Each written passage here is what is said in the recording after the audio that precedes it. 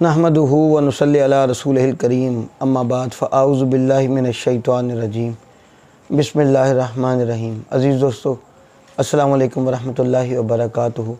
बहुत सारे ऐसे मैसेजेस जो व्हाट्सएप और मेरे मैसेज बॉक्स के अंदर आए हैं, फेसबुक के ऊपर लोग कहते हैं कि कुछ ऐसे उलूम के ऊपर अगर आप जानते हैं तो बात करें कि चिल्ला कशी और वज़ाइफ के बग़ैर भी हम इलाज मुआलजा कर सकें, ताकि ये इल्म मस्जिदों तक महदूद ना रह जाए। अब मस्जिदों तक तो हमने रखा ही नहीं, दीन इस्लाम हर बंदे के लिए उतना ही आया है जितना कि मस्जिदों के मौलवियों के लिए, पीरों के लिए, गद्दी नशीनों के लिए आया है।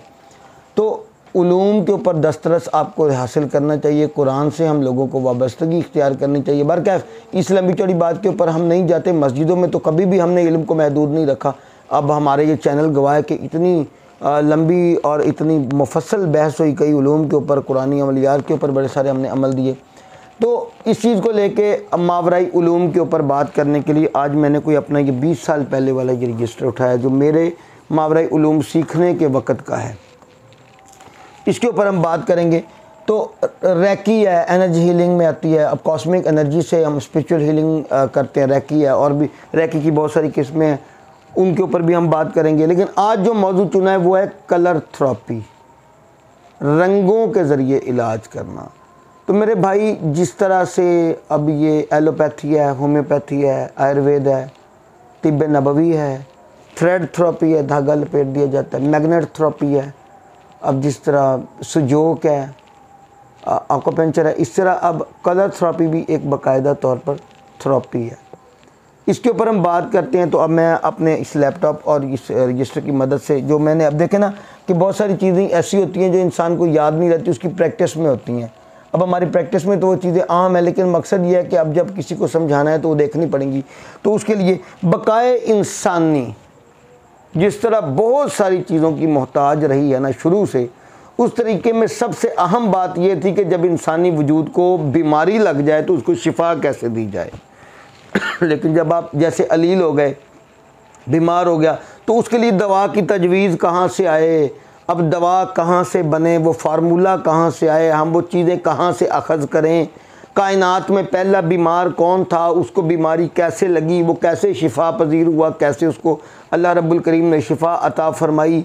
तो बहुत से ऐसे मतलब हुक्मा हैं जिनकी इसमें थ्योरी मिलती हैं, थ्योरीज आपस में, और उनका ये कहना है कि ये एक इल्हामी चीज़ है। दवाई जो है, ये तरीका इलाज, ये एक इल्हामी चीज़ है, बिल्कुल मुमकिन है।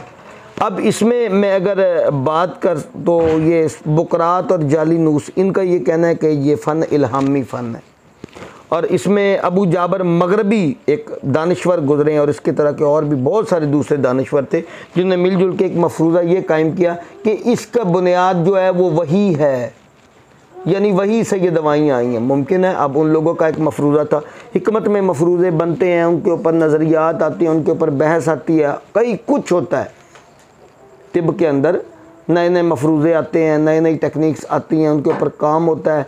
उसके बाद कई मफरूज़े गलत साबित हो जाते हैं, उन पर बहस होती है, कई कायम रहते हैं। एक बात कन्फर्म है कि कायम वही रहते हैं जो बनी नो इंसान की फितरत के ऐन मुताबिक होते हैं।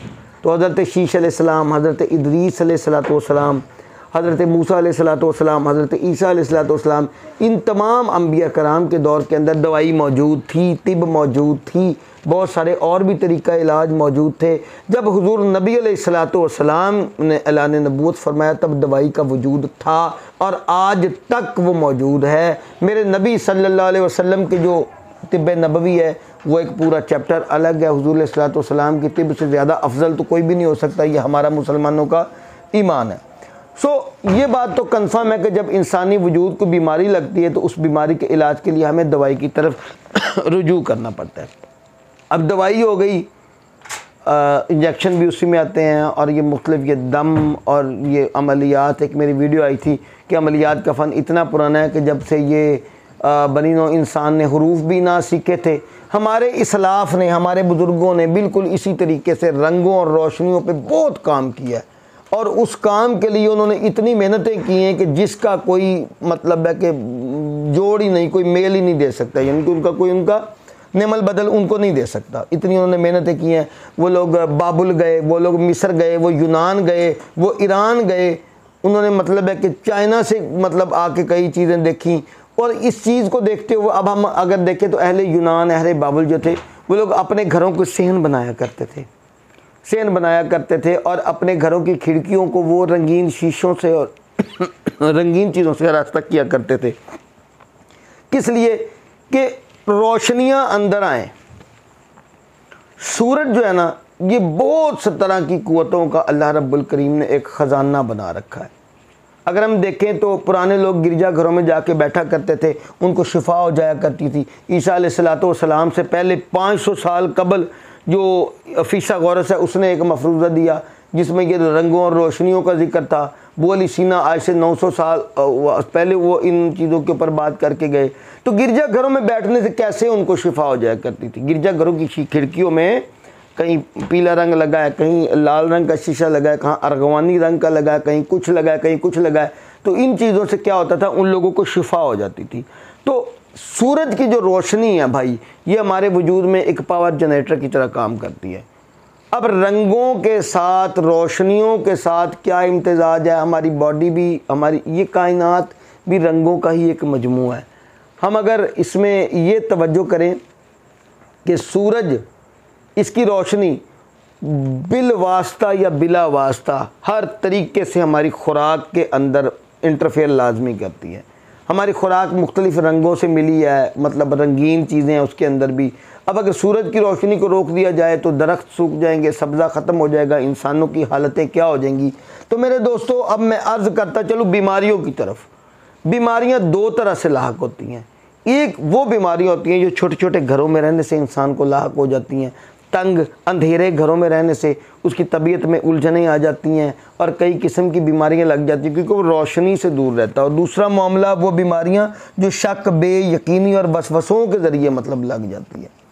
हमारी रूह रोशनियों का एक ऐसा मंबा है जिससे हमें हर वक्त रूह से हमारी रंगीन रोशनियाँ मिलती रहती हैं। अब हमारे वजूद को भी उसकी ज़रूरत है, हमारे वजूद को भी उसकी ज़रूरत है।